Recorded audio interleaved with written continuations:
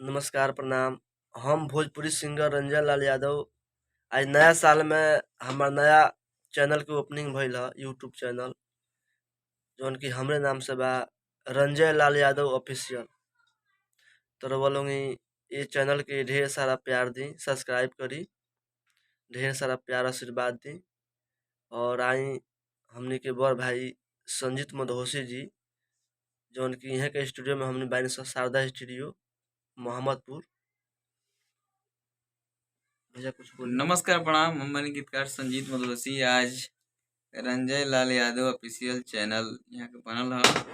तो वह सबसे जितना भी श्रोता समाज बा, जे भी संगीत के सुने वाला बा, सब कोई से निवेदन बागरा वगैरह सब यहाँ के चैनल के रंजय लाल यादव ऑफिशियल चैनल के वह सब सब्सक्राइब करी, ढेर सारा प्यार आशीर्वाद दी कि भाई के मनोकामना पूरा होके आ भाई गायक से नायक बनी, आगे हीरो बनी।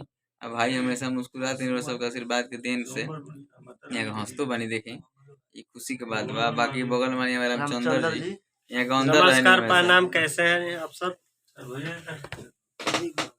आज बहुत खुशी की बात है कि हमारे भोजपुरी सिंगर रंजय लाल यादव जी का ऑफिशियल एक चैनल बना है और हम लोग तीनों आदमी का आज चैनल बना हुआ है। संजीत भैया का भी चैनल बना है, मेरा भी बना है, संजीत मधोसी ऑफिशियल। मेरा चैनल का नाम है रामचंद्र यादव ऑफिशियल। तो तीनों चैनल को आप लोग प्यार आशीर्वाद दीजिए और इतना ज्यादा प्यार आशीर्वाद दीजिए कि 2023 में नया साल आए तो उस दिन आप लोग के एक रिकॉर्ड बताया जाए, तो आप लोग का आशीर्वाद बना रहेगा, तब ऐसा होगा। आप लोग का आशीर्वाद रिकॉर्ड में दिखे।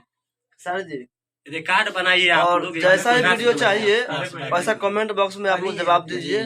बहुत अच्छा वीडियो जाएगा। हम लोग सोच है बड़ा बहुत सुंदर गावेला बजावेला ना, निमन हंसेल। उत्तर प्रदेश से चल के पैदल आइल बड़ा बागी बलिया उत्तर प्रदेश, फिर पैदल आवत रोज भाई बागी बलिया में मत ले जा लोग यार। गाजीपुर ए सर जी इधर चलिए आज सब कोई के प्रणाम बा। हम किशोर लाल यादव, सब लोग सब कोई करी ना। हमारे बड़ भाई बड़े बड़े ना हुआ। हां बड़े ना छोट है। हमारे बड़े भाई टोपी से नहीं समझ बड़ा छोट टोपी से उठाना तो भाई ना ठीक बा बोलिए ना। टोपी से हमारे बड़ भाई रंजय लाल यादव, तो इनका चैनल खुला है रंजय लाल यादव ऑफिशियल। और वह सब चैनल की ढेर सारा शेयर और कमेंट करी तनी की भक्त दे रात भर में वायरल हो जाना हो। हां हां अरे हाँ, इतना तो एकदम यही तरह प्यार दुलार बनौले रही। हमने सब भाई के सोच बा कि नया साल में शारदा स्टूडियो में बैठल बनी सब पूरा हमनी के टीम बात यही तरह प्यार दुलार बनौले रही रोज सब है। हमारे गुरु तुल्य संजीत मधोसी जी यहाँ के निमन निमन पर सॉन्ग लिखेले, गाना सुनले हो खबर सब कोनो पर्चे के मोहताज थोड़े बनी है।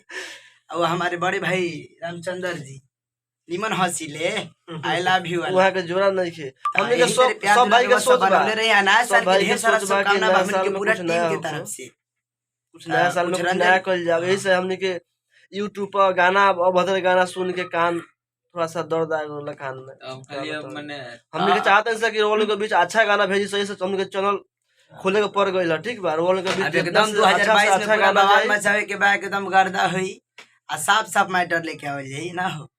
पूरे बोल कामना कर काम तो साबुन से धो के बनावल मटर बा। हां साबुन से धो के आई सर।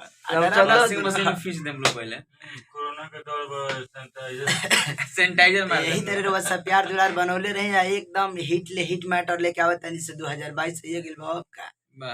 अब नया नया एकदम निमन से शुरू कइल जाई त हम चल जाइली त पानी पानी वाला में दिक्कत न हो जाई ना भाई। एकदम नमस्कार प्रणाम। ठीक बा, सब कोई के प्रणाम बा। एकदम happy new year, love you.